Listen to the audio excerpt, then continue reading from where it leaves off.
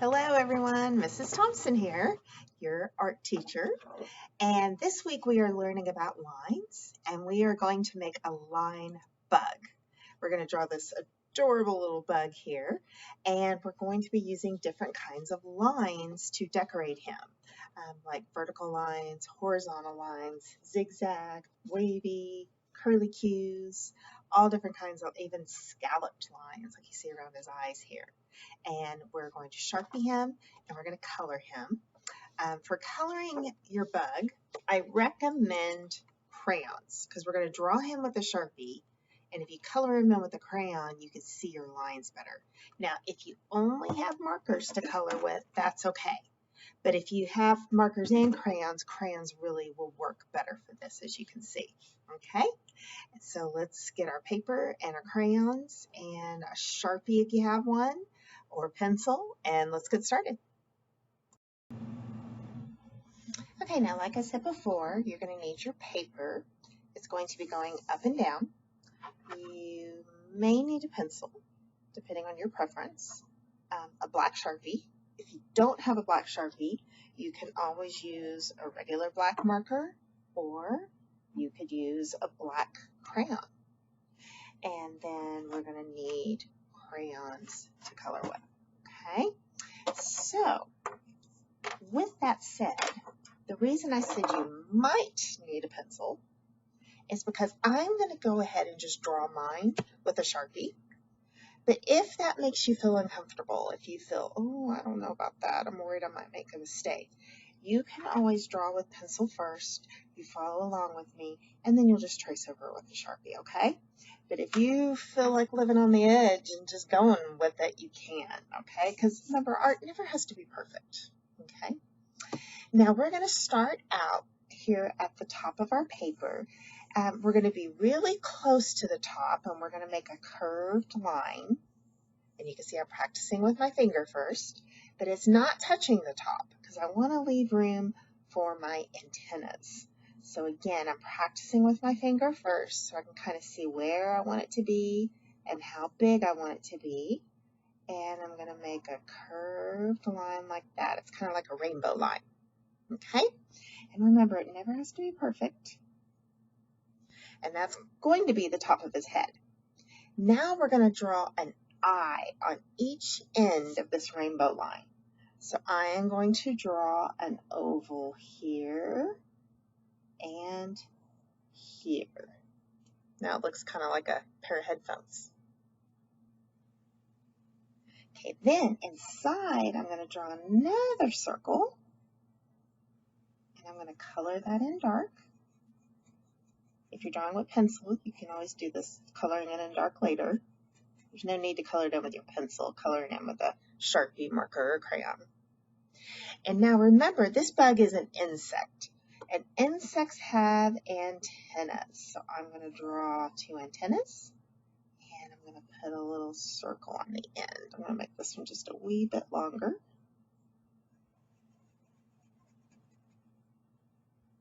Just trying to kind of even them out. But again, don't obsess over making it perfect because you'll drive yourself crazy if you do that.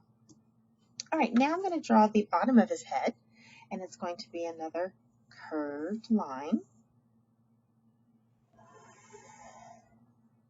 All right. And then we're going to draw his thorax. The thorax is the little segment of the bug in between the abdomen and the head. So I'm going to draw the thorax. I'm not drawing it very big because I'm kind of starting a little too big with my head there.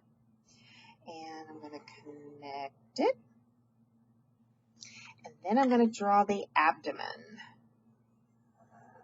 It's going to be going off the page for mine. If yours doesn't go off the page, that's totally fine. All right, now we're going to draw the legs. Now, how many legs does an insect have? Very good, there's 6. All right, so I'm going to draw leg 1, leg 2, leg 3, leg 4, leg 5, and I'm pretending like it goes down and comes back up. And leg 6. And again, he's going off the bottom, but that's okay, because that means I filled up my paper, so that's actually a good thing. Now, if yours doesn't go off the bottom, like you have more room, you would just round the bottom of his abdomen out, and these 2 legs would come to a point. Let me put a piece of paper in here so you can see what I'm talking about. So if yours fits on the paper a little better, the abdomen would come down like this at a curve, and the feet would come down to a point like this. Okay? So that's how the bottom would look if you have more room. But if you're like me and it's going off the edge, it's totally fine. Nothing to worry about. All right, now we're going to add some more lines to make him a little more interesting. Up here around the eyes, we're going to add scalloped lines. Scalloped lines are the ones that kind of go in and out. It looks almost like a flower or flower petals wrapping around his eyes. So go ahead and add that on yours. And then on the thorax, we're going to put some curved horizontal lines like that. They go side to side. Okay, and then on the abdomen, right down the middle from top to bottom, I am going to make a wavy line. That would be kind of like the wings if you had wings that could open up. And then on each side, I'm going to do a zigzag line. I like zigzag lines. Same thing over here. He's cute. All right, now on these 2 legs, we're going to do some vertical lines. Those are lines that go up and down. And these are going pretty much straight up and down, maybe at a little bit of an angle, but they're not really curved is the point I'm trying to make. And then on these 2, we're going to do a curlicue line. We're not going to be able to make it too big because the leg's not that big. I like curlicue lines. Those are fun. They remind me of the shockwave. That ride at Six Flags where you go upside down. All right, and then on the 2 back legs, I'm going to do a zigzag line again. My zigzag lines are a little off today.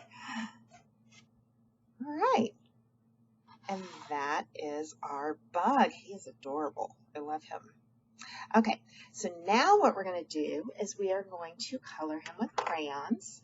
You're going to color each segment or part of your bug a different color. We want them to be really bright and colorful. But before we do that, I want to show you something in regards to coloring. Okay, I'm going to draw 2 ovals. And look, it looks like Isaac. It looks like a frowning face. That is funny. I'll give him a little tear. All right, I entertain myself, as you can see. Okay, so this oval, I'm going to show you the wrong way to color, so I'm putting an X.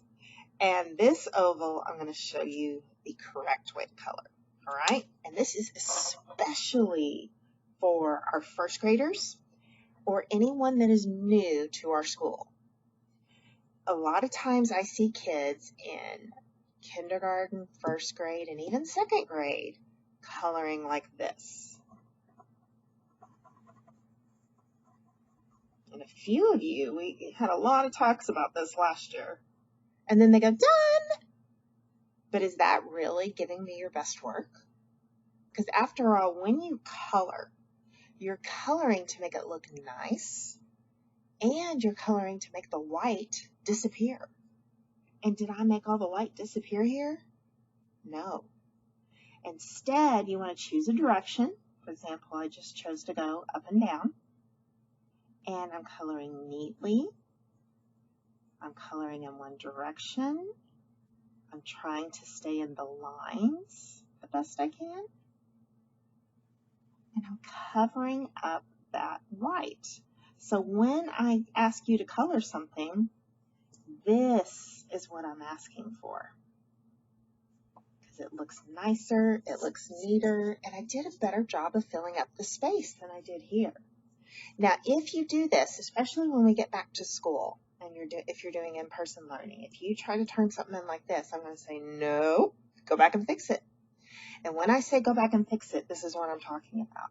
I'm telling you to go back and color on top of it. It'll never be perfect because you'll still be able to see those scribbly lines underneath, but you can make it look better. And you just color right on top of it. Try to color evenly. I'm kind of doing a round and round direction here, and I'm coloring over it. And look how much better that looks. Okay, so keep all of that in mind whenever you're coloring something. Okay, so I am going to color this little stripe side to side. And again, notice how I'm coloring nice and neat. You can choose any colors you want to choose. And you can choose the direction you go, side to side, up and down, at an angle, kind of going round and round. But whatever direction you pick when you're coloring that area, stick with it. I'm going to do some yellow around this, because then it'll kind of stand out and look good next to each other. It'll have contrast. All right. And then I'm going to keep coloring. I'm going to color every section of the bug. I'm going to leave the background white, and I'm going to leave his eyes white. But other than that, I'm coloring everything else. So again, only two things are going to stay white, the background and his eyes. Okay, so I'm going to fast forward to finish coloring. You are going to hit pause and finish coloring, and then we'll meet up in just. Okay, so we finished coloring our bug. We colored as neatly as we could, and we colored every space, filled it with color except for the eyes and the background. Okay, now if you want to share your picture with Mrs. Thompson, take a picture of your line bug and upload it to that Google form. There's a place where you can add an attachment to it. And Ms. Thompson, throughout the year, is going to be making a virtual art show. That means there'll be a website online where we can display everyone's art and see and enjoy everyone's art. But you have to send me a picture for me to be able to do that. If you don't want your picture in the art show, then just don't send it to Ms. Thompson, or put a note on the form that says, please don't upload my picture. Also, be sure you fill out that Google form with your name so you get credit. Because if you don't do that, it takes points off of your grade, and you don't want to lose points on your art grade. That would be embarrassing. Okay, so thank you for watching. I can't wait to see your line bugs, and I hope to see you soon. Take care.